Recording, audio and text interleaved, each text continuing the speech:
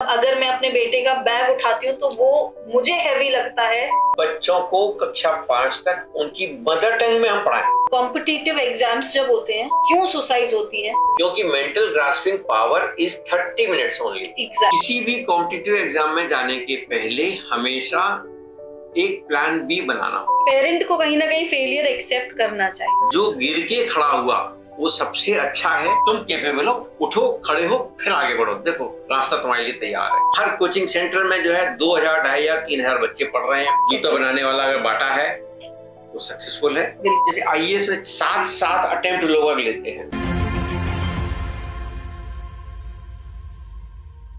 Hello everyone, कैसे हैं आप सभी लोग? आप सबकी रिक्वायरमेंट एंड कमेंट सेक्शन जिसमें आपने भर भर के प्यार दिया, उस पे हम वापस से लेके आए हैं डॉक्टर अशोक सक्सेना। जी हाँ, आपके सवाल एंड आपके लाइक्स एंड व्यूज ने इतना प्यार दिया कि हमको लेके आना ही पड़ा। आज हम बच्चों से रिलेटेड बात करेंगे। बहुत सारे सवाल मेरे मन में है, बिल्कुल समय वेस्ट नहीं करते हैं, बिल्कुल आपको जल्दी से मिलवाते हैं सर से एंड आगे अपनी कॉन्वर्सेशन स्टार्ट करते हैं। नमस्ते सर। नमस्कार। Welcome again in my podcast. Thank you very much दोबारा मेरे को बुलाने के लिए, बुंदेलखंड की इस जनता से रूबरू करने के लिए बहुत बहुत धन्यवाद। तो आपको जानते तो समय हम इंट्रोडक्शन में बिल्कुल भी समय वेस्ट नहीं करेंगे। बहुत सारे सवाल एक माँ होने के नाते, टीचर होने के नाते मन में है। आज मैं वो सवाल आपसे पूछूंगी, शायद और माँओं के भी होंगे, तो कोशिश करते हैं हम कि वो सवालों के जवाब उनको दे पाए। सो स्टार्ट करें सर? यस। सबसे पहला क्वेश्चन, आजकल जो बच्चे बैग लेके जाते हैं, ये मेरा स्कूल बैग पर्सनल क्वेश्चन है माँओं की तरफ से।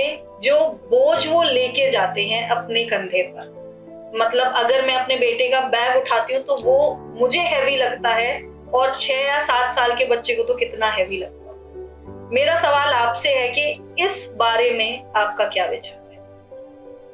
देखिए रविका जी,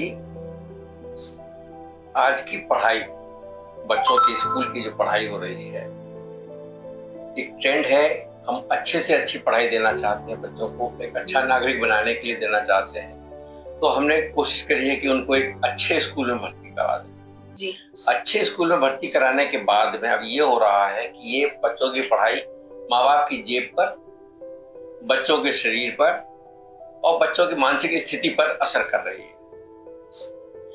एक बच्चा अपने साधारण वजन से कुल 10% से लेके 15% तक का ही वजन उसके बैग का होना चाहिए। जी। अगर उससे ज्यादा वजन लेके चल रहा है तो बच्चे के, आप सोचिए, कंधे आगे की तरफ झुक रहे हैं, पीठ टेढ़ी हो रही है। जी। बिल्कुल ऐसा लग रहा है जैसे एक पहाड़ पे चढ़ता हुआ जो है ना पिट्ठू, जब वो चढ़ता है उस तरह से झुक के आगे चल रहा है बच्चा। बिल्कुल।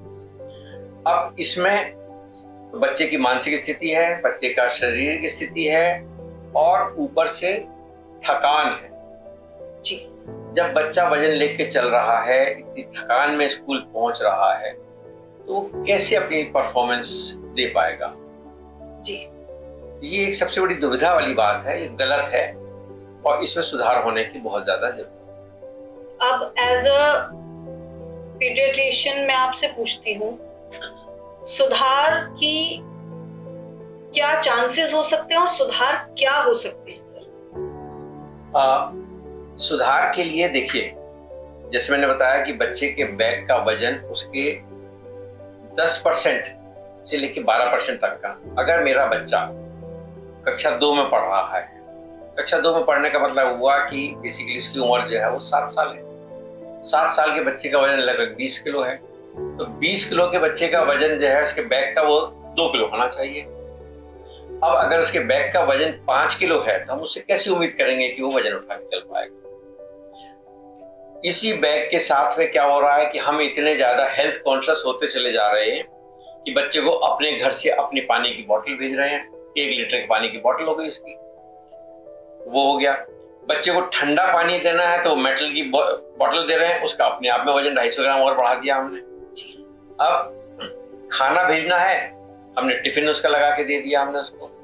तो इन सब चीजों से बच्चे के बैग का वजन बढ़ता चला जा रहा है। बिल्कुल।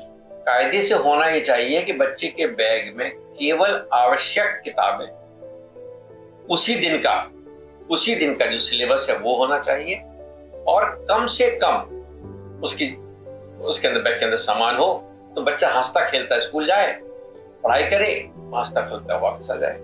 सामान से ध्यान आया, pencil colours, crayons colours, notebooks, फिर एक्स्ट्रा बुक्स, अगर हिंदी है तो हिंदी के दोनों सब्जेक्ट, इंग्लिश है तो इंग्लिश के दोनों सब्जेक्ट। इतना वजन क्या आवश्यक है, या इतनी किताबें आवश्यक हैं जो सिर्फ 5 से 6 घंटे में पढ़ाई जा सकती है? साधारण तौर पे एक तो इनको अपना टाइम टेबल प्रॉपर बनाना चाहिए, बड़ा स्पेसिफिक सा टाइम टेबल होना चाहिए। केवल आवश्यक किताब ही मंगाए। स्कूल है, स्कूल में कायदे से उनसे वो नोटबुक्स के अलावा, सिलेबस बुक है उसके अलावा बाकी चीजें के मंगाने का कोई काम ही नहीं है। एक कॉपी होनी चाहिए, उसकी एक कंसर्न बुक किताब होनी चाहिए, काम हो जाएगा। कलर, क्रेयंस और एसेसरीज जितनी हैं वो भी मिनिमम होना चाहिए।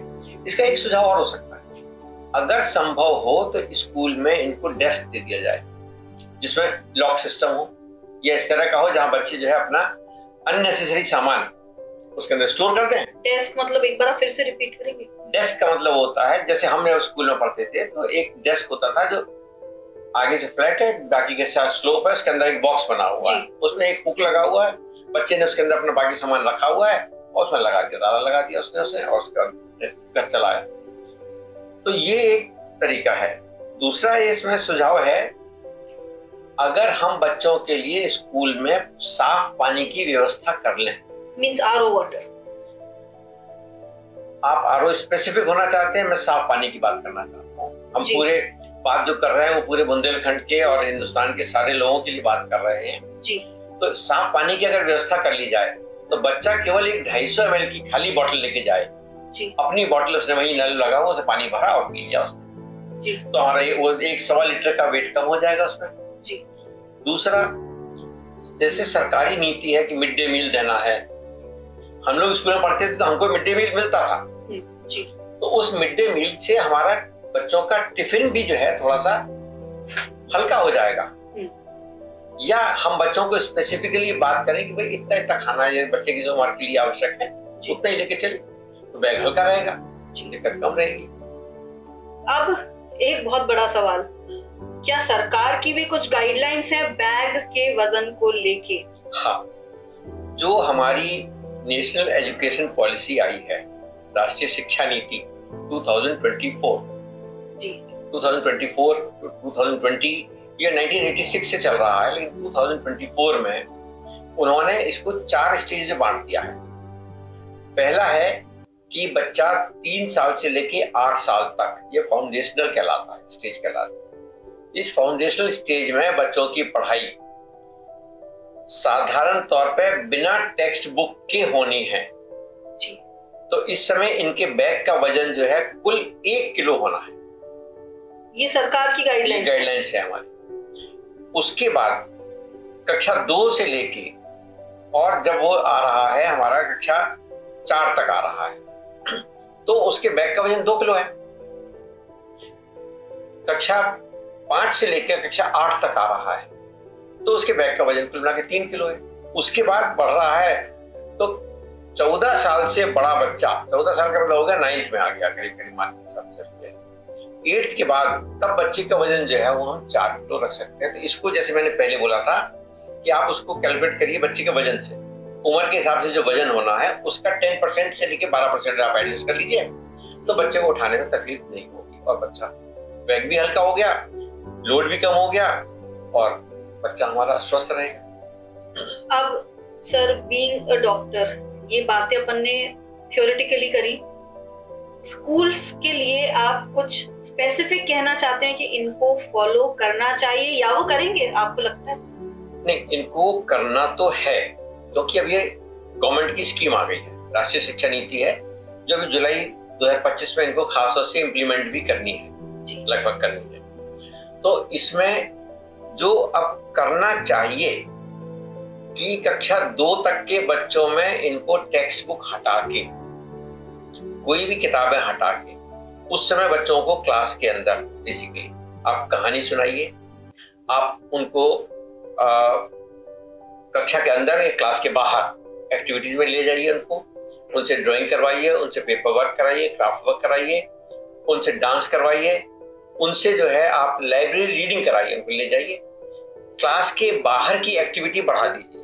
हम उनको वो वाले संस्कार पढ़ाई के देना स्टार्ट करें जो उनके शारीरिक विकास में मदद कर रहे हैं और मानसिक विकास में मदद कर रहे हैं, ना कि एक किताब का बोझ देके हम उसको ले रहे हैं। हम गिनती कराएंगे, गिनती कराना है हमें, गिनती सिखाना है हमको, पहाड़े सिखाना है हमको, लेकिन वो किताब से नहीं होगा, वो जो है प्रैक्टिकली होगा साथ का साथ। इसी तरह से जब हम इनको कक्षा 2 से ले रहे हैं तब इनको हम छोटे छोटे से रोल प्ले, कि बच्चों ने देखा कक्षा 2 में आ गया बच्चा तो लगभग 8 साल का है, हमने उससे पूछा कि अच्छा बताओ भाई तुमने एक पुलिस वाले अंकल को देखा है, वो क्या करते हैं, तो एक रोल मॉडल तो एक्टिंग रोल मॉडल करें। उसके बाद में डॉक्टर क्या करता है, तो इसमें क्या होगा कि उनके मन में एक पॉजिटिव एटमॉस्फेयर क्रिएट हो रहा है, आउटडोर एक्टिविटी पार्टिसिपेशन हो रहा है, नेचर वॉक इनकी हो रही है, बाहर जा रहे हैं, बगीचे में जा रहे हैं, पेड़ पौधे देख रहे हैं, ये देखना ज्यादा जरूरी है। इसीलिए एक चीज और कहा है कि प्रेफरेबली बच्चों को कक्षा 5 तक उनकी मदर टंग में हम पढ़ाएं। अगर हम मदर टंग में पढ़ाते हैं तो बच्चे का मानसिक विकास ज्यादा अच्छा होता है, क्योंकि उससे उनके सोचने और समझने और बोलने की क्षमता बढ़ जाती है। तो ये तो साधारण तौर पर सारे स्कूलों को लागू करनी ही है स्कीम, और करें तो हमें बच्चों का अंतर पड़ेगा। मैं एक चीज बोलना चाहता हूं, एक भारी बैग लेके जब बच्चा चल रहा है तो आप अंदाजा लगाइए, पीठ झुक गई है, इसे हमारी मेडिकल भाषा में कहते हैं स्कोलियोसिस हो रहा है, काइफोसिस हो रहा है जी। बैग पूरा एक कंधे पे लेके चल रहा है तो ड्रूपिंग हो रही है, एक कंधा ऐसे झुक रहा है उसका, इससे बॉडी के सारे फंक्शंस हमारे डिस्टर्ब हो रहे हैं। फिर मैंने जैसे बताया कि वजन की वजह से जो है थकान हो गई है, साइकोलॉजिकली जो है वो क्लास में पढ़ने में नहीं दे पा, अटेंशन नहीं दे पा रहा जी। इन चीजों में करेक्शन करना चाहिए। तो सर एक बहुत ही नॉर्मल क्वेश्चन, नॉर्मल बोलूं अब नॉर्मल बोलूं, कॉम्पिटिटिव एग्जाम्स जब होते हैं इसमें सुसाइड का सक्सेस रेट कह लूं या मतलब क्यों सुसाइड होती है, ये एक दुविधा है मन में। नहीं, सुसाइड का सक्सेस रेट की बात नहीं करें। सुसाइड तो हमेशा जो है ना, सक्सेसफुल हो गया तो सुसाइड हो गया, सक्सेस नहीं हुआ तो वो जो है ट्रॉमा हो गया, साइकोलॉजिकल ट्रॉमा हो गया जी। देखिए क्या हो गया है, इस समय हमारे पढ़ाई का एक पैटर्न बहुत खराब, 8th के बाद से हम बच्चों को स्कूल के साथ साथ हमने ज्यादातर उनको नॉन परफॉर्मिंग स्कूल्स में भेजना स्टार्ट कर दिया है, कि जहां पर कि बच्चे जो है ऐसे के जा रहे हैं कि स्कूल की फीस जमा कर रहे हैं लेकिन कोचिंग जा रहे हैं। कोचिंग एग्जैक्टली, एक कोचिंग करते हैं, दूसरी कोचिंग करते हैं, तीसरी कोचिंग करते हैं। उस कोचिंग में क्या होता है कि वो एक कोचिंग में 60, 70, 80 बच्चे एक साथ पढ़ रहे होते हैं। क्लासरूम अगर आप देखें तो किसी के भी ज्यादातर जो लोग छोटे शहरों में तो घरों में बना रखे, कोचिंग सेंटर बना रखे, छोटा हॉल होगा, एक 20 फीट बाई 50 फीट का बहुत बड़ा हॉल कहलाता है, उसके अंदर अगर 80 बच्चे बैठा देते हैं तो ना तो उनको बैठने की जगह है, ना वेंटिलेशन है, हेल्थ के लिए भी बहुत दिक्कत हो रही है। फिर टीचर अपनी तरफ से सारी नॉलेज को उस 1 घंटे 1.5 घंटे के अंदर वोमिटिंग कर देता है। बच्चा समझ पा रहा है, नहीं समझ पा रहा है, इसके पीछे में आपको रीजनिंग देता हूं। पहले अगर आप देखें तो स्कूल में सारे पीरियड जो होते हैं वो कुल मिला के 35 मिनट से 40 मिनट के होते हैं जी, क्योंकि mental grasping power is 30 minutes only. Exactly, पहले 5 मिनट वो अटेंडेंस में लेता है, टीचर के आने जाने का टाइम होता है, और 30 मिनट्स पढ़ाता है तो मेंटल ग्रास्पिंग होती है। जब भी हम कोई भी क्लास 1 घंटा 1.5 घंटा 2 घंटे की लगातार अगर ले लेंगे तो बच्चे को इसे कहते हैं मेंटल ब्लॉक, उसमें बच्चे के दिमाग में कुछ भी नहीं जा रहा है। अब कॉम्पिटिटिव है, चाहता है, हर बच्चा चाहता है कि मैं सिलेक्ट हो जाऊं, हाईएस्ट आ जाऊं, बिल्कुल रैंक आ जाना चाहिए, मेरा अखबार में नाम छप जाना चाहिए, सब कुछ हो जाना चाहिए, लेकिन मेंटल ब्लॉक के साथ में पढ़ाई उसके पास पूरी हो नहीं रही है। प्लस इन कोचिंग में क्वेश्चन आंसर सेशंस बहुत लिमिटेड हो रहे हैं। तीसरा एक और फैक्टर है कि बहुत सारे बच्चे माँ बाप के प्रेशर से कोचिंग ले रहे हैं। उनकी खुद की इच्छा है या नहीं है वो नहीं देखा जाता है। माँ बाप जो खुद सिलेक्ट नहीं हो पाए किसी वजह से, IITian नहीं बन पाए हैं, वो चाहते मेरा बच्चा तो IITian बनेगा या डॉक्टर बनेगा। तो ये प्रेशर जो है ये बच्चों के ऊपर इतना ज्यादा पड़ रहा है, जो अगर रिजल्ट ओरिएंटेशन में कन्वर्ट नहीं हुआ, बच्चे माँ बाप की एक्सपेक्टेशंस को फुलफिल नहीं कर पाए, बच्चे अपने पीयर प्रेशर में उसको फुलफिल नहीं कर पाए जी, तो वो साइकोलॉजिकल डिप्रेशन में जाते हैं और कई बार ऐसा होता है कि वो सुसाइड कर लेते हैं, जो अपने आप में एक सोसाइटी का बहुत बड़ा नुकसान है, माँ बाप का नुकसान है, कंट्री का नुकसान है।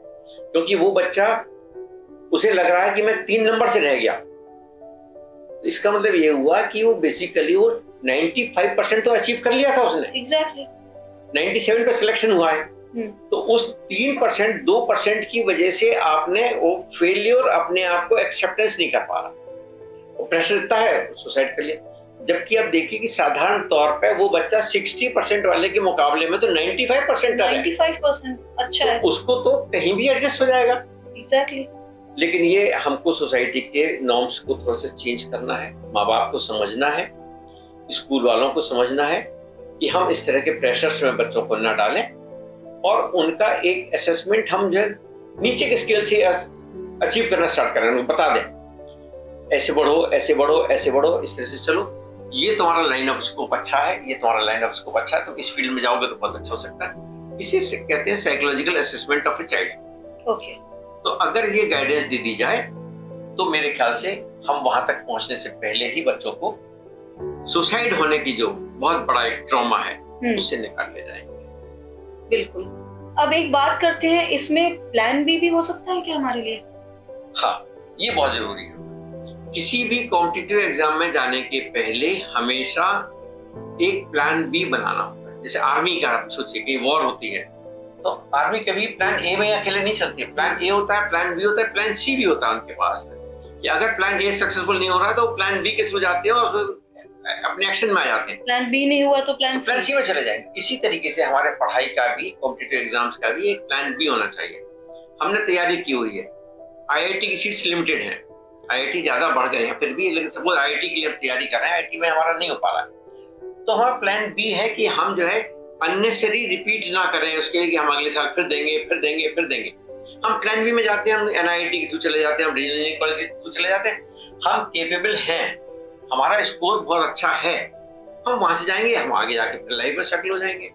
ऐसी कोई बात नहीं। बिल्कुल। तो मतलब बीइंग अ पेरेंट हमें ये मतलब बच्चों को तो नहीं, पेरेंट को कहीं ना कहीं फेलियर एक्सेप्ट करना चाहिए। बिल्कुल सही बात। दुनिया में इस पूरी जिंदगी में जो व्यक्ति कभी भी अगर फेलियर एक्सेप्ट नहीं करता है उसे हम लाइफ में फेल मान सकते हैं जी। जो गिर के खड़ा हुआ वो सबसे अच्छा है, जो लगातार तेजी से दौड़ता रहा तो जिस दिन पहली ठोकर लगेगी वो गिर जाएगा।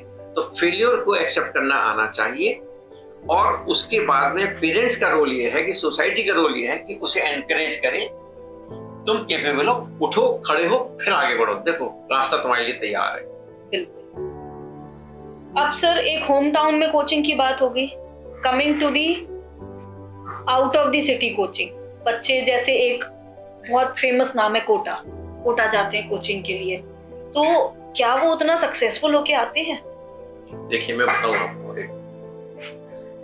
कोटा में अभी हाल फिलहाल में लगभग हर साल 2 लाख बच्चे कोचिंग के लिए जाते हैं। कोटा जैसे शहर में जिसकी खुद की आबादी जो है वो 18-19 लाख, और वहां 2 लाख बच्चे हर साल जा रहे हैं। 2 लाख बच्चों में अगर आप उसका सक्सेस रेट देखें उस कोचिंग का, तो 5 से लेकर 7% होता है। 100 में से 5 या 7 बच्चे सिलेक्ट हुए तो उन बाकी बचे हुए 90 से 92 बच्चे जो हैं उनका क्या हो रहा है। हमको फोकस सोसाइटी के लीडर्स को, डॉक्टर्स को और एज ए पेरेंट हमको उस पर ध्यान देना पड़ेगा। जो सक्सेस होके सिलेक्ट हो गया वो बहुत अच्छी बात, जो नहीं हो पाया उसका क्या हो रहा है, उसके ऊपर हम कितना प्रेशर डाल रहे हैं कि हमने उसको 1 साल दिया, 2 साल दिया, 3 साल दिया। अरे 1 साल दिया, सेकंड ईयर में उसको पैरेलल लाइन से निकाल दीजिए, उसको किसी और जगह डाल दीजिए उसको। तो कम से कम जो है एक टाउन पे प्रेशर, ये हालत है कोटा के अंदर कि हर घर में एक मेस बनी हुई है, हर कोचिंग सेंटर में जो है 2000, 2500, 3000 बच्चे पढ़ रहे हैं। क्लासेस सवेरे 5 बजे से स्टार्ट हो रही हैं। एक क्लास में 300 बच्चे बैठे हुए हैं, माइक लगा के, स्क्रीन लगा के जो है वो कोचिंग चल रही है। बच्चा समझ पा रहा है कि नहीं समझ पा रहा है, पेरेंट्स घर में बैठे हुए बड़े खुश हो रहे हैं कि मेरा बच्चा एलएल की कोचिंग ले रहा है, मेरा बच्चा कोटा में पढ़ रहा है। कब से पढ़ रहा है? 8th के बाद से। इतना इमेच्योर है जब वो मेंटली, साइकोलॉजिकली, इमोशनली, जहां उसे माँ बाप की पूरी जरूरत है, उसको 8th के बाद से हमने वहां कोटा भेज रखा है। तो ये चीजें थोड़ी सी सोसाइटी को चेंज करनी चाहिए। इसमें मैं हमारी सरकार का एक बहुत अच्छा वो देने वाला हूँ, धन्यवाद देता हूँ कि अब उन्होंने जो किया हुआ है, उन्होंने 8th के बाद से ही डिफरेंट कोर्सेज का इंतजाम करना स्टार्ट कर दिया है। आप कहीं ना कहीं जिसमें आपका इंटरेस्ट हो उस लाइन में जाइए और आगे बढ़िए। अननेसेसरी आप बहुत ज्यादा प्रेशर मत आइए, बहुत ज्यादा पढ़ाई की कोशिश मत करिए। ये बहुत अच्छी स्कीम। तो ये सरकार ने लागू कर दी है और क्या स्कूलों में लागू हो गई है? हाँ, प्रयास तो जारी है। अब इसका रिजल्ट आना है जी। कुछ स्कूल वालों को, कुछ पेरेंट्स को, कुछ सोसाइटी के लीडर्स को प्रेशर डालना चाहिए और उनमें खुद को अपना एक चेंज लाना चाहिए कि वो जो है सोचें कि बच्चों को हम जो है जबरदस्ती में हर बच्चे को डॉक्टर बना दोगे, हर बच्चे को IITian बना दोगे तो सोसाइटी नहीं चलेगी। सोसाइटी को चलने के लिए हमको सारी फील्ड्स में सब जगह एंट्री चाहिए है और सक्सेस उसे कहते हैं जो अपनी फील्ड में सबसे अच्छा हो जाए, वो सक्सेसफुल होता है। बिल्कुल, मतलब फील्ड कोई सी भी हो, सक्सेस आप किसी में भी महारत हासिल कर सकते हैं, राइट? जूता बनाने वाला अगर बाटा है वो सक्सेसफुल है, बिल्कुल, है ना? अगर वो पेन बनाने वाला रिलैक्सो का पेन बना रहा है वो सक्सेसफुल है। कॉपी किताबें जो प्रिंट कर रहा है वो प्रिंटर भी अपने आप में सक्सेसफुल है। कोई जरूरी नहीं कि वो IIT नहीं हो। इसी तरह से मार्केट में जितने हमारे आइटम आते हैं, कोई उसकी मार्केटिंग कर रहा है, कोई उसके डिस्ट्रीब्यूशन में जा रहा है, कोई उसके जो है हर फील्ड में एंटर कर जाता है। तो जरूरी नहीं है कि जो है उसको जो है वो through highest level of competition के लिए तैयारी करे। बट ये एक एक्सेप्टेंस भी तो जरूरी है ना कि अगर आप कुछ कर रहे हो उसमें सेटिस्फैक्शन लाना, ये पेरेंट्स का रोल है। ये पेरेंट्स का रोल है, बिल्कुल। सोसाइटी का रोल है, पेरेंट्स का रोल है। पेरेंट्स को इस चीज को मेंटल कैलिबर असेसमेंट करके एक्सेप्ट करना है। इसमें देखो बहुत बड़ी प्रॉब्लम एक आ रही है कि माँ बाप अपना घर बेच के कोचिंग में करा रहे हैं। एग्जैक्टली। एक कोचिंग में 1 लाख रुपए, 60,000 से लेके 1 लाख रुपए महीने का खर्चा आ रहा है। हर बच्चे के माँ बाप जो है उतना खर्चा उठाने के लायक नहीं है, लेकिन बच्चे को एक अच्छा टारगेट दिया हुआ है कि नहीं बच्चा मेरा पढ़ के निकलेगा तो वो बहुत अच्छा करेगा तो मेरे सारे खर्चे पूरे हो जाएंगे, कर्जे पूरे हो जाएंगे। तो मैंने सक्सेस रेट बता दिया आपको 5 से 7% है। तो 95% पे जो हमारा नुकसान हुआ वो कैसे पूरा होगा? तो इसको मैं एक स्मार्ट मूव कहूँ या मतलब वो वर्ड यूज नहीं करना चाहिए, एक मतलब इलॉजिकल मूव कहूँ कि आपने बिना कुछ सोचे समझे एक बच्चे पे प्रेशर डाल के अपना घर रख के सब करके आपने और एक एक्सेप्टेंस कि बच्चा इतना करके लाएगा। हाँ, ये गलत, वही तो मैं कह रहा हूँ ना। और अब बच्चा मेंटल प्रेशर में कि मम्मा या पापा ने मेरे लिए ऐसा किया तो अब मुझे उतना मुझे करना है। अब मैं कर पा रहा हूँ या नहीं कर पा रहा हूँ। कंपटीशन का मतलब ये नहीं होता कि आपका कैलिबर ही काउंट होगा, बिल्कुल आपका रिलेटिव कैलिबर काउंट होगा। उसकी परफॉर्मेंस ज्यादा अच्छी हो गई है, आपकी उतनी अच्छी नहीं हो पाई तो आप फेल माने जाते हैं, जबकि मेंटल कैलिबर आपका बहुत अच्छा है। तो जो दूसरी जगह कहीं इस्तेमाल करेंगे तो वो सक्सेसफुल हो जाएगा। मैं इसी में एक थोड़ा सा जोड़ रहा हूँ, जैसे IAS में 7 अटेम्प्ट लोग लेते हैं। 18 साल के बाद से बच्चे मेंटली प्रिपेयर हो जाते हैं कि मुझे ह्यूमैनिटीज का लेना है या कॉमर्स लेना है, IAS की तैयारी करनी है। आप सोचिए 18 साल वाला 21 साल में फर्स्ट अटेम्प्ट देने जा रहा है, 19 साल के बाद 20 साल के बाद देने जा रहा है, 7 साल तक दे रहा है। तो उसने घर नहीं देखा, रिलेटिव नहीं देखे, उसने कोई अपने भाई बहन नहीं देखे, उसने समाज नहीं देखा, कुछ भी नहीं देखा। माँ बाप के पैसों से कोचिंग करता चला रहा है और हो सकता है कि सारे 7वें अटेम्प्ट में भी सिलेक्ट नहीं हो पाए। सॉरी टू से बट वो फैमिली से डिस्कनेक्टेड तो हो ही गया ना, सोसाइटी से भी डिस्कनेक्टेड है, सोसाइटी फैमिली सबसे डिस्कनेक्टेड। मतलब वो टाइम जो उसको मेमोरेबल मोमेंट्स बनाने का था वो उसमें कोचिंग में उसकी जिंदगी का जिसे कहते हैं एक युवावस्था जो उसको जीनी थी सोसाइटी के लिए फ्रूटफुल होना था वो से कटा हुआ है। ये चीज गलत है, ये पेरेंट्स को समझना चाहिए, राइट? बिल्कुल सही बात है। और बच्चों को भी एक्सेप्ट कर लेना चाहिए कि क्या उनका कैलिबर है, वो किस लेवल तक वो कर सकते हैं, नहीं तो दूसरा रास्ता लेके आगे। बट सर आजकल ये है ना कि वही तो एक्सेप्टेंस नहीं कि एक होता है कि इट्स ओके, अगर हम नहीं कर पा रहे तो एक ओके वाली सिचुएशन नहीं होती ना। लोग यही बच्चे नहीं सोचते हैं कि नहीं why it is not okay. ये तो देखिए बच्चा तो एक कच्चा मिट्टी का घड़ा है, उसके ऊपर अभी सोसाइटी के पेरेंट्स के प्रेशर्स हैं। अगर बच्चे में इतनी सोचने समझने की शक्ति आ जाए कि वो डिसीजन खुद ले ले तो शायद वो डिसीजन ले लेगा। किसी को फोटोग्राफी में इंटरेस्टेड है तो वो क्यों जाएगा कि आईएएस की तैयारी करूं बिल्कुल। किसी को बुक राइटिंग की अगर हॉबी है उसकी, उसको मौका दो ना, वो बुक राइटिंग करेगा, करने दीजिए ना, उसे क्या दिक्कत आने वाली है। किसी को आज की तारीख में बड़ा फैंसी है कि क्रिकेट खेलने का शौक आ गया तो खेले क्रिकेट खेले, कोई बात नहीं है। अब तो कितने अच्छे मौके, आईपीएल में जाता है, आईपीएल में जाने के बाद वहां से करता परफॉर्म करता है, परफॉर्मेंस की एक्सेप्ट होती है तो वो उसको किसी भी लेवल पे जाके खेल सकता है। सचिन तेंदुलकर ने इंडियन टीम में आने के बाद हाई स्कूल पास किया। अब देखिए बिहार का जो है हमारा वैभव सूर्यवंशी है, 14 साल का बच्चा है, आईपीएल खेल रहा है। आईपीएल में खेलते हुए उसने 45 बॉल में सेंचुरी मारी, 114 रन बनाए हैं, जो अपने आप में एक वर्ल्ड रिकॉर्ड बन गया। बिल्कुल। तो 14 साल के बच्चे को पेरेंट्स का सपोर्ट मिला होगा, बिल्कुल। बच्चे में सोचने समझने की कोई स्थिति थी नहीं। 14 साल का बच्चा तो 9th वाला है, 9th स्टैंडर्ड में पढ़ रहा है, 8th में पढ़ रहा है कल। तो पेरेंट्स ने उसको सपोर्ट किया, उसने रिजल्ट दे दिया, now he is a celebrity. हर जगह अखबार में आप देखिए, टीवी में देखिए, सब जगह उसका जो है वो छप रहा है। उसके मैच आ रहा होता है तो जिस मैच से वैभव खेल रहा है तो उसमें टीवी की टीआरपी बढ़ गई। तो ये पेरेंट्स की सक्सेस रेट मानूंगी ना, मतलब पेरेंट्स का एक सक्सेसफुल स्टेप कि उसको सपोर्ट किया। ये पेरेंट्स के ऊपर भी सोसाइटी का प्रेशर बहुत है।